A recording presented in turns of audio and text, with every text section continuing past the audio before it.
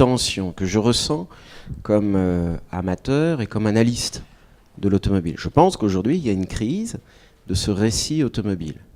Alors, je vais être très précis. Je pense qu'il y a une crise de ce que les anglo-saxons appelleraient le storytelling. C'est-à-dire, qu'est-ce qui, autour de cet objet, qui est fondamentalement sympathique, et c'est pas évidemment aux assistants ici qu'il s'agit de l'expliquer, ni à ceux qui sont à l'intérieur du mondial, puisqu'il y a une forme déjà de sympathie pour l'objet, mais il y a une crise très claire de sa reconnaissance, de son utilité sociale, et à partir de là, je pense que notre tâche, à tous, et chacun le fait bien dans son petit domaine, et il y a une juxtaposition de tous ces petits domaines, c'est de parvenir à une vision finalement à 360 degrés d'un objet pour lequel on peut nourrir beaucoup d'empathie, un objet foncièrement humaniste, hein, j'y insiste, je le redis à chaque fois, un objet qui est investi de passion personnelle et collective, et à partir de là, il s'agit de resituer, alors dans une perspective qui peut être politique, mais aussi esthétique, purement esthétique. Enfin, j'ai un vrai écrivain à côté de moi. Nous, on décrit des choses qui sont socialement sensibles, perceptibles, mais je pense que cela va au-delà, et l'objet automobile, il touche à l'intime. Et donc, on est dans une réflexion généraliste sur la société. Bon, les ateliers en sont d'ailleurs une reconnaissance, mais il serait bien de penser à arriver à éprouver vraiment l'objet, sa dimension personnelle. Et l'enjeu, l'objet, de raconter l'histoire de l'automobile, donc on ne sait toujours pas trop de quoi on parle, mais globalement... C'était un peu ma question d'ailleurs. Oui, mais c'est tellement divers, et c'est tellement riche, mais en même temps, il faut en faire ressurgir toutes les richesses. Et il y a de l'histoire industrielle, il y a de l'histoire patrimoniale, il y a de l'histoire sociale, il y a de multiples histoires. Donc moi, c'est ce que j'appelle les mondes de l'automobilisme. C'est-à-dire qu'il y a plusieurs mondes dans une même galaxie qui parfois s'ignorent. Bienvenue dans Star Trek. Voilà, mais on est dans quelque chose qui a effectivement des délimitations qui sont floues, mais enfin globalement, on sait tous qu'il y a un objet empathique. Oui, pour moi, l'histoire de l'automobile, c'est d'abord une histoire personnelle. Voilà. Je m'intéresse moins à l'histoire des marques, des constructeurs ou des modèles. J'essaye toujours, dans mon travail d'écriture, de relier l'automobile au monde littéraire, au monde de la culture, au monde du cinéma. Voilà, ça c'est mon angle d'attaque. Mais il n'y a pas de petites histoires, il n'y a pas de grandes histoires, oui, il n'y a pas de... Non, chaque... moi, je considère l'automobile comme un objet extrêmement vivant, avec beaucoup d'émotions. Donc, pour moi, l'histoire de l'automobile peut se retranscrire dans un roman, dans un film, et pas forcément dans une histoire classique. Voilà. On essaye toujours de raconter positivement l'automobile dès lors qu'on parle de voitures anciennes. Quand on fait un essai d'une voiture actuelle, évidemment, c'est un essai qui n'est pas forcément rempli de sentiments, puisque c'est quelque chose qui vient de sortir, et c'est une voiture qu'on utilise comme un engin de déplacement. Le côté personnel, affectif, arrive généralement plus tard, quand on a une voiture qui rentre dans le domaine de la collection notamment. Et donc là, quand on fait que ce soit du sujet télé, du sujet de presse écrite, ou ensuite de l'édition, on rentre dans un autre domaine. On écrit rarement un bouquin sur une voiture qu'on n'aime pas. Par définition, on ne va pas écrire un bouquin qui est quand même un gros travail, qui est long, sur quelque chose qu'on n'aime pas. Donc c'est qu'on a forcément une attirance et une sympathie effectivement pour ce sur quoi on écrit. Sur les sujets voitures anciennes, qui soient dans la presse écrite, sur internet ou en télé, c'est pareil. Sauf que évidemment le problème, c'est qu'aujourd'hui on est en plein bouleversement des médias. La presse écrite est en descente constante et malheureusement sans doute inéluctable. Les bouquins aujourd'hui ont du mal, n'ont pas les chiffres de vente qu'ils avaient il y a quelques années.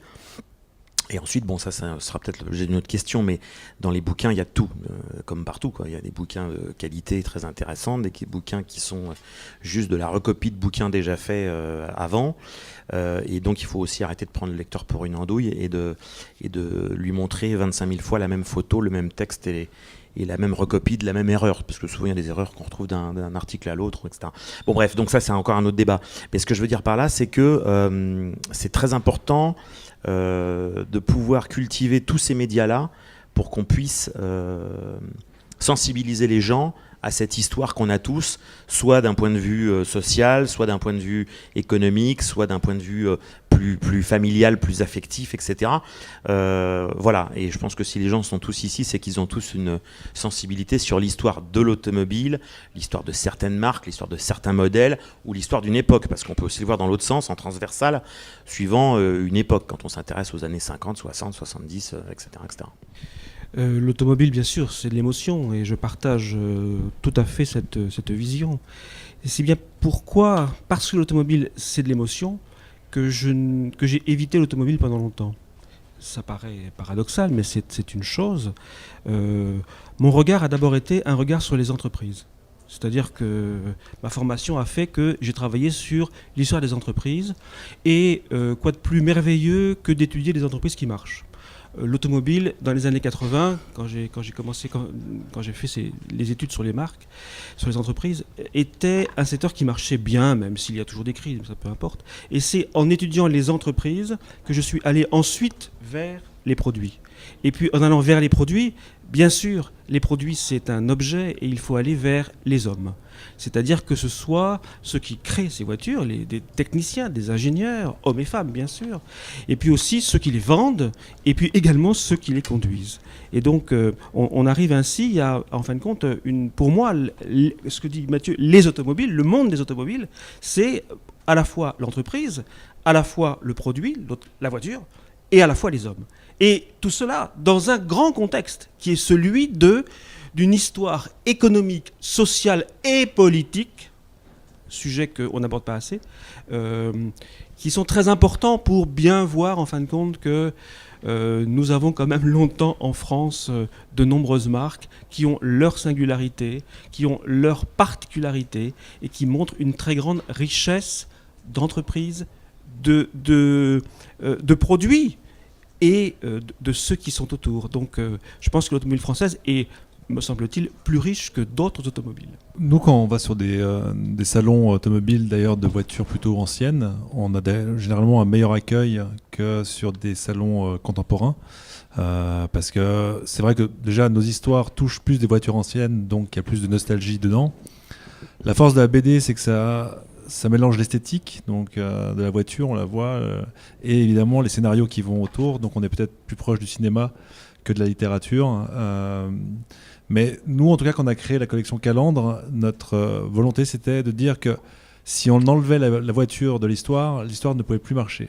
Parce que suite au premier album qu'on a sorti, qui ont été des gros succès, parce qu'on en a vendu plus de 25 000 exemplaires, on a reçu plein de projets, mais en fait, où la voiture était juste un décor, elle n'était pas l'héroïne de l'histoire.